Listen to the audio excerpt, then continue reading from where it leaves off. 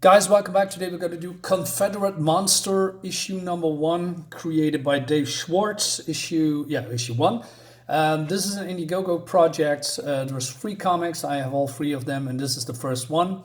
So let's dive in. First of all, I want to talk about the cover. I don't like the cover much. It's way too dark. And also the colors are, mushing all together, which is then you have to look real close up what's going on here. So the design, not a big fan. And the whole color scheme and the whole blending things together comes back into the comic as well. So right off the bat, that is probably my greatest criticism. So let's dive in. We see a guy here. No. Let's start from the beginning. So this is Virginia, 1864. And I believe this is some kind of a war in those times. I'm not familiar with the whole Confederate thing. Who are the good guys and who are the bad guys, or if there is a good or bad guy when it comes to war, we never know. But and I'm not going into that whole part. But there is war casualties. People are losing their limbs, and this war veteran is being dragged away, and he says to this doctor, "Hey, can you make me whole again?" But the doctor says, "No, I can't, but I know someone who can." Enter reconstructive surgeon, Mr. Daniel Schmidt. Daniel Schmidt, Dave Schwartz. Okay, maybe they don't, have the same initials. So, what was it again? David, right? Daniel. So Daniel talks to this person. He said, "Hey, I make artificial limbs, so that people can, have a life again. Because, well, in those times, that's probably really hard when it comes to if you are disabled." So he comes home later that night to his lovely wife. He greets them. He is, but you also see that he has some scars. It seems that he has a dark past. His wife knows about it, but accepts him who he is. And it seems that this woman is, a wife senator, the wife of the senator, I guess. But he also, teases a little bit, plays with her. And she says, "If it weren't for your good looks, I don't know if I forgive you so easily," because he's doing pranks on his wife, etc. And if it weren't for my good looks, you married to a politician. And she says, "Excuse you?" And she says, listen, I'm just joking. The whole problem, one of the problems, this is not a word that you use in the 1800s. So that's a little bit off. Excuse you. That I'm pretty sure, I'm mostly 99.9 sure that they don't use this word in the 1800s. So, okay, that's that. So they talk about being preparing themselves for some kind of a party, because they are inviting a lot of people, important people, friends, etc. And I must say, this looks really, really cool. As you can see, great shot, great splash page. So they're having people talking to each other, and this is the surgeon and his wife in disguise. I mean, it's a ball. That's what you did in the 1800s. But we also have the senator, and I forget about this one. And this is the wife from a second ago. And they are not really pleased about what they see, because this guy says he doesn't have any proper help around here. All these men are soldiers, yes. So it seems that all these servants are now the clients of the, I'm not saying victims, but the people that he helps, having new limbs, prosthetics, if you will. And they have a problem with that. But we see here that this woman who has now befriended the wife and Daniel, it says,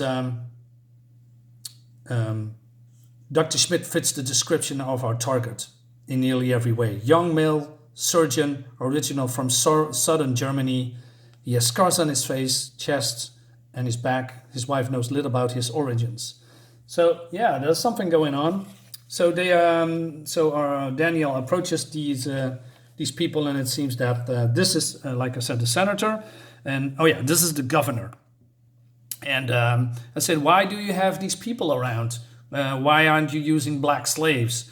And well, Daniel says, well, I want to give these people a chance, so that they have a life here. Otherwise, they are quote unquote useless. So he thinks that's a positive thing for these people. And so the governor says, men like you, Schmidt, don't know what real pain and sacrifice is until you held a gun in your hand and look your fellow countrymen in the eyes before you pull the trigger. It takes more than guts than you ever stitch back together, Doctor. And Daniel says, well, that's your opinion. Well, in his words, and I hope you enjoy the party. But then later, Daniel is pissed off what they are saying. These are egotistical cowards, and his wife tried to, console him and said, hey, listen, calm down. And Daniel uses some kind of a words that's questionable. Maybe that's the role writing. Those simple-minded warmongers can comprehend true power. Yeah, okay, true power. Yeah, okay. That looks a little bit power-hungry, madman talk, if you will. And these two are, talking about some plans that I'm not really going into because also one of the problems that I have, there's a lot of talking in here, and a lot of exposition. Also, the same color scheme doesn't help when it comes to this party. It looks great from a distance, but when you are going close in, the colors are mostly the same: brownish, gray, bluish. Why not, use more, I don't know, red or yellow or green to make the pages more pop? But it could be an artistic decision from the creator to do this. But it's sometimes if you read this page, there's a lot of talking, man, a lot of talking, and I had to start over again for a while because I lost interest sometime in the story. So I let the comic a little bit, I put that aside for a couple of days, and I picked it up today and read it in one sitting. So Daniel, being drunk and depressed, and he's shouting about all these people that, judge him. But not only that, he also, and this is also another problem that I have, basically he says he wants to go away because he has a problem with these white supremacist elite fixing broken men who lynch black children for fun. Okay. I'm agreeing with him, this Daniel, about lynching black people. That's wrong, but those were the 1800s. I'm not condoning that. I mean, that's the wrong word. I'm blanking. That was bad. Let's leave it at that. So that's really bad. But him talking about white supremacists. Now, why does that triggers me so much? Well, normally I wouldn't have an issue with that word, but since when we live in 2022, we are being bombarded by the woke media that if you are voting for someone or you are liking certain comics or like certain movies or topics, you are a white supremacist. That's, like I said, it's more like a personal thing, but in the context of this comics, I know where Daniel is coming from. He doesn't like these people. These people wants to make war. He wants to make a world a better place, and people are being hanged because of their skin color. And you know what? I agree with that. That's wrong. But let's move on. Anyway, so here's a knocking sound, and then there is people are jumping in and they're beating him up, and not only that, they kidnap his wife, and he's being knocked down. When he wakes up, there's police are coming, and there's a detective, and again, a lot of words here. Basically, he wants to know if when the party was there, if he remembers something, and he says, listen, I don't want you look for my wife and bring her back. And then the detective says, I try to see what I can do. So he's waiting, and there is some kind of an envelope, shoving and being pulled on the the door, I guess. So he opens up and there's a box outside. He opens the box and then he says, this. I said, oh, wow, the plot thickens. We're going somewhere, right? And then there's an envelope. In the envelope is a letter, and the letter says, come at night, alone, at this place, and you're gonna see your wife. So he goes there, and he's being greeted by all these people that in the mask that beat him up earlier. And then he is going and below some kind of a barn, and there's some people here in the room, and he says, what's going on? And then we are getting introduced to General Nathan Bedford Forrest of the great, powerful Confederate Army. And it seems that they are, he says, the Union dogs are determined to destroy our supply lines in an effort to cripple our forces from the coming winter. So they have to, being forced on the ground and regroup and, rebuild their depleted forces. And then Daniel is a little bit, interrogated because, hey, do you remember the night of horror? And Daniel says, listen, what has to do with this all? I want to have my wife back. And he says, all in due time, just ask them the questions, the general says. And then we have a flashback. So we go back when Daniel was a little boy and he's been beat up and by his dad. And he was deformed at the time. And at some point, his father thought that he was beating his son a little bit too much up and that was dead. So he threw his body in the lake. Daniel survived, was roaming the streets, and then, living on the streets. And he was also horribly disfigured. And then some kind of a scientist is being mocked, and he rescued that guy. The scientist felt pity for Daniel. He took him in, and he says, well, you're going to help me, and I'm going to help you. And not only that, so Daniel killed a lot of people for the professor or for the scientist for his, master's experiment. And it seems that Daniel was not really Daniel. His name is Igor Fritz from Germany. So he has a new identity. So at one point, the doctor fixed his, physique, if you will. He doesn't have a thing on the back anymore, fixed his face. But also, he was part of the creation of Frankenstein. Yes, so this is Dr. Frankenstein. He is Igor, and we know all Igor from the stories. And the monster is, going through town, killing people, letting loose. He was mad, etc. And then the monster fled into the woods, never to be seen again. And Daniel now in the present says, "No, that's a nice bedtime story, but I have no idea what you are talking about." So the general says,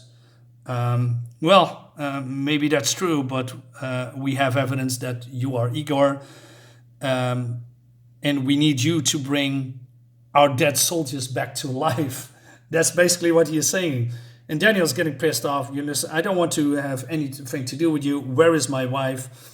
And not only that, Daniel says, if I'm doing this, your soldiers will not be soldiers. They are being mad. They cannot be controlled because their mind has been damaged. And the general says, well, you have to experiment and to make that all work. So come with me. I'm going to give you the equipment that you need. And in return, we're going to give you back your wife, or you're going to see your wife. But then he opens the door and he says, well, we're going to give you the equipment and these are the bodies that you need. We're going to give you the bodies that you need. But not only that, it seems that this is his wife, dead. So he says, the general, in the last page, what matters now, if you want to see your wife again, Daniel, you have to put her back together. That's the end of the book one. I must say that I'm pleasantly surprised. I didn't see that coming. I like the fact that the Daniel of Dave Schwartz is doing some kind of a new twist on the whole Frankenstein genre. And then we see the story through the eyes of Igor, who, built a life for his own, probably, stepping in the footsteps of Dr. Frankenstein because he helps, so he has a lot of knowledge. Like I said, I have some problems with it when it comes to, the colors. You also can clearly see that it's digital art. Not that I have a problem with that, but it's more, there's a lot of shaky lines when it comes to these art, as you can see here really close up. That's more like nitpicking, but the paper quality of the cover could be better. It's the same paper quality of the pages. I prefer a thicker cover. Again, nitpicking, but that's me. Don't like the cover, don't like the muted covers. I have some questions when it comes to writing, although the story is in general pretty good, pretty interesting. And I also like that there's some kind of a war brewing, and I guess he's gonna build, monster people, I guess, according to this cover. That's one of the reasons I don't like it, because it gives away too much. Instead of, reserving from what's to come. What I like is that they cut up his wife and forcing him to do the work if he wants to see her again in whatever form or shape or form later. So Confederate Monsters, is it good? Yeah, actually it is. I have some criticisms, like I said before, but overall I enjoy the comic. So we'll see if issue 2 and issue 3 is also good. And that brings us to the end of the video. And so guys, that's all I got for today. I see you later. Bye-bye.